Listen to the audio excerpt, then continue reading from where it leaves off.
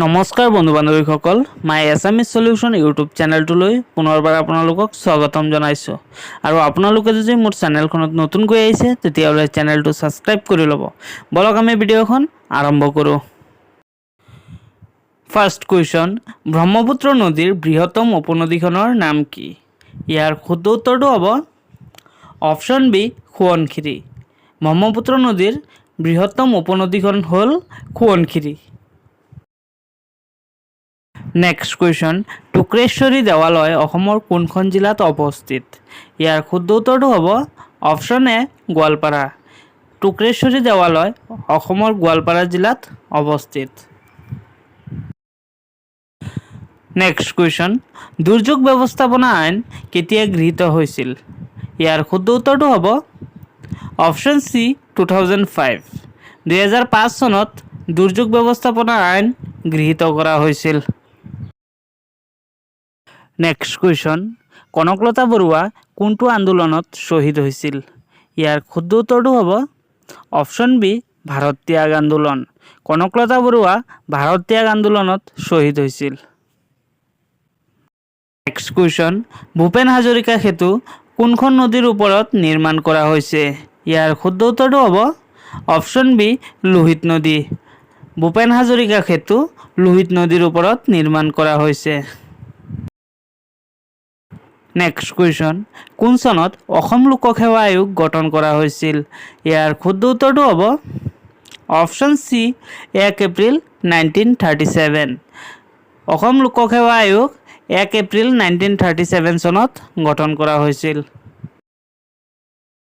Next question, Valmiki ৰাষ্ট্ৰীয় উদ্যান কোনখন ৰাজ্যত অৱস্থিত? ইয়াৰ শুদ্ধ উত্তৰটো হ'ব option C Bihar.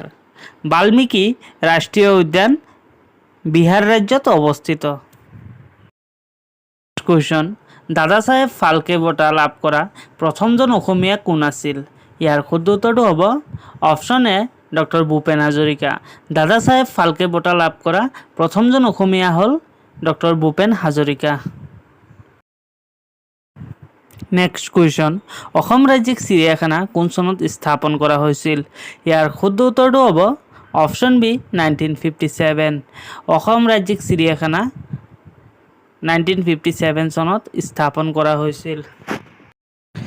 Next question, Maniram দেৱানৰ লগত কাক ফাঁচি দিয়া হৈছিল? ইয়াৰ শুদ্ধ উত্তৰটো হ'ব অপশ্যন এ পিয়লি বৰুৱা। মণিৰাম দেৱানৰ লগত পিয়লি বৰুৱাক ফাঁচি দিয়া হৈছিল। নেক্সট কুৱেশ্যন, ইয়াণ্ডাবু সন্ধি কিমান চনত স্বাক্ষৰিত হৈছিল?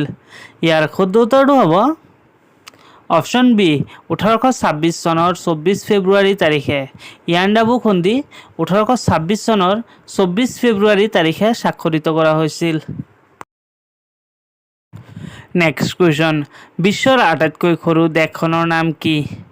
ইয়াৰ শুদ্ধ উত্তৰটো হ'ব অপশ্যন চি ভেটিকান চিটি। বিশ্বৰ আটাইতকৈ সৰু দেশখন হ'ল ভেটিকান চিটি।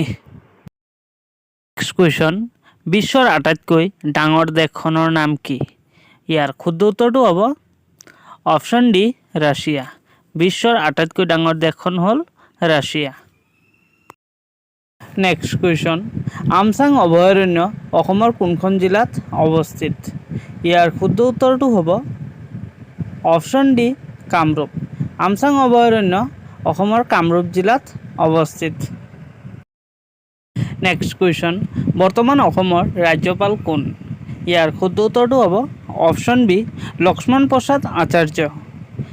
অসমৰ বৰ্তমানৰ ৰাজ্যপাল হ'ল লক্ষ্মণ প্ৰসাদ আচাৰ্য। নেক্সট কুৱেশ্যন, অসমত কোন তাৰিখে শিল্পী দিৱস পালন কৰা হয়? ইয়াৰ শুদ্ধ উত্তৰটো হ'ব অপশ্যন বি 17 জানুৱাৰী। অসমত 17 জানুৱাৰী তাৰিখে শিল্পী দিৱস পালন কৰা হয়। নেক্সট কুৱেশ্যন, অসমৰ কোনখন ঠাই বাৰেচহৰীয়া ভাওনাৰ বাবে বিখ্যাত? ইয়াৰ শুদ্ধ উত্তৰটো হ'ব অপশ্যন এ জামুগুৰি হাট। অসমৰ জামুগুৰি হাট বাৰেচহৰীয়া ভাওনাৰ বাবে বিখ্যাত। নেক্সট কুৱেশ্যন, হৰ্ণবিল কোন ৰাজ্যৰ জাতীয় উৎসৱ? ইয়াৰ শুদ্ধ উত্তৰটো হ'ব অপশ্যন ডি নাগালেণ্ড। হৰ্ণবিল নাগালেণ্ডৰ জাতীয় উৎসৱ।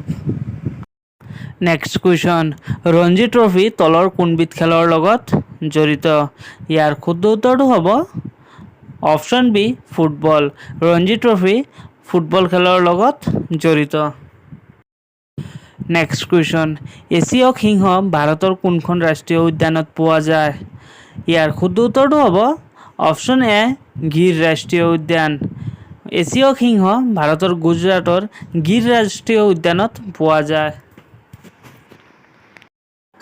ভিডিঅ'টো ভাল লাগিলে লাইক কৰিব আৰু এনেকুৱা জিকে ৰিলেটেড ভিডিঅ' পাই থাকিবলৈ চেনেলটো ছাবস্ক্ৰাইব কৰিবলৈ নাপাহৰিব ধন্যবাদ